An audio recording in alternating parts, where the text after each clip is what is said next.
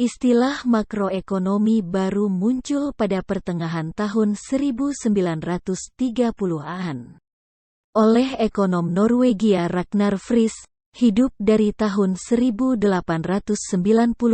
sampai tahun 1973, salah satu pelopor ekonometrik dan pemenang hadiah Nobel pertama. Sebelum publikasi Ragnar Frisch, analisis perubahan output dan tingkat harga disebut teori siklus bisnis. PBB, ketika terjadi depresi besar, menganalisis penyebab dan solusi masalah depresi. Gottfried Haberler kemudian menampilkan hasil surveinya pada buku berjudul Prosperity and Depression tahun 1937. Pada pertemuan ini, kita akan memahami terlebih dahulu Austrian Business Cycle Theory, Mazhab Stockholm, teori Keynes. Friedrich Hayek, anggota generasi kedua mazhab ekonomi neoklasik, kemudian menggunakan pendekatan Wicksell.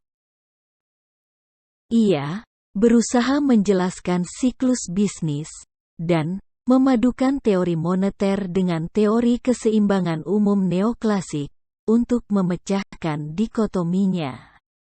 Menurutnya, kebijakan moneter yang salah arah akan menekan suku bunga pasar ke bawah suku bunga keseimbangan. Kesenjangan suku bunga tersebut mengarah pada lonjakan kredit dan ekspansi moneter. Rumah tangga bisnis termotivasi untuk menambah investasi, sementara rumah tangga konsumen akan mengurangi tabungan. Teori Hayek ternyata tidak berhasil menjelaskan masalah depresi saat itu. Tahun 1936, John Maynard Keynes dari Cambridge University mempublish buku General Theory of Employment, Interest and Money.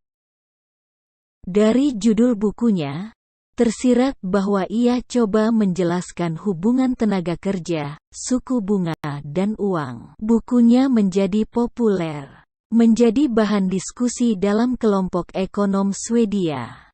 Hexer Ohlin kemudian memberi nama Mazhab Stockholm.